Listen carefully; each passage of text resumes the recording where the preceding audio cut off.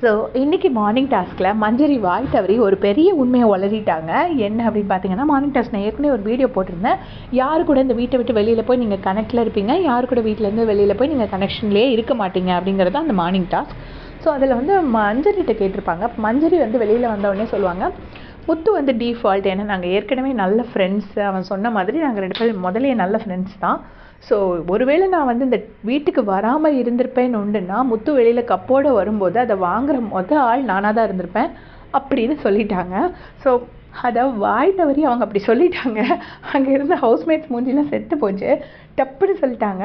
ஏன்னா வந்து மஞ்சரி வந்து வெளியே இருந்து பார்த்துட்டு வந்திருக்காங்க. ஸோ மஞ்சரிக்கு தெரியும் யார் டாப்பில் ஓட்டிங்கில் இருந்தாங்கங்கிறது. அப்போ மஞ்சரி வாயிலேருந்து இப்படி ஒரு வார்த்தை வருதுன்னா, முத்து தான் ஃபர்ஸ்ட்டில் இருக்காங்கங்கிறது வெளியில் தெரிஞ்சிடும். அப்புறம் விஜய் சேதுபதி சார் இது ஏற்கனவே 2-3 வாட்டி பண்ணியிருக்காரு. ஒரு வாட்டி சொன்னார், எப்போ பார்த்தாலும் முத்து பேச்சே கேட்குறீங்களே, அப்போ முத்துக்கிட்ட கொடுத்த முத்து கையில் கப்பை கொடுத்துட்டு இப்போவே ஷோ க்ளோஸ் பண்ணிடலாமாங்கிற மாதிரி கேட்டிருப்பாரு. இன்னொரு இடத்துல வந்துட்டு அவர் வந்து ஒரு மாதிரி ஃப்ரில் வச்ச ஷர்ட் போட்டிருந்த இடத்துல, என்னை வெற்றி வாகை சூடிட்டிங்களா முத்து அப்படின்னு, வெற்றி வாகையில் இந்த நீங்களாவே ஒரு வெற்றி மாலை சூடின மாதிரி ட்ரெஸ் போட்டு வந்திருக்கீங்க அப்படின்னு சொல்லியிருப்பாங்க. அப்புறம் ஒரு நாள் ஒரு ட்ரூத் ஆர் டேர் டாஸ்க்கு விளையாடும் போது யாரோ ஒருத்தர் முத்துக்கிட்ட கேட்பாங்க, உன் கையில் டைட்டில் கொடுத்துட்டு நீ யாருக்கிட்ட கொடுக்க சொன்னால் யாருக்கு கொடுப்ப அப்படின்னு கேட்பாங்க.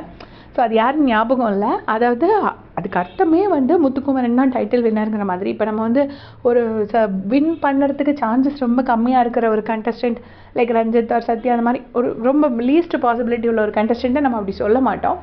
ஸோ இதுலேயே அவங்க ஷோவில் இருக்கிறவங்களுக்கே நேரம் தெரிஞ்சிருக்கும் நிறைய பேத்துக்கு முத்துக்குமரன் தான் டைட்டில் அடிக்க போகிறாருங்கிறது. ஸோ இருந்தாலும் இன்றைக்கி காலையில் மஞ்சரி கேட்டு நிறைய பேர் ஷாக் ஆகிருப்பாங்கன்னு நினைக்கிறேன். உங்களோட கமெண்ட்ஸ் சொல்லுங்கள். தேங்க்ஸ் ஃபார் வாட்சிங்.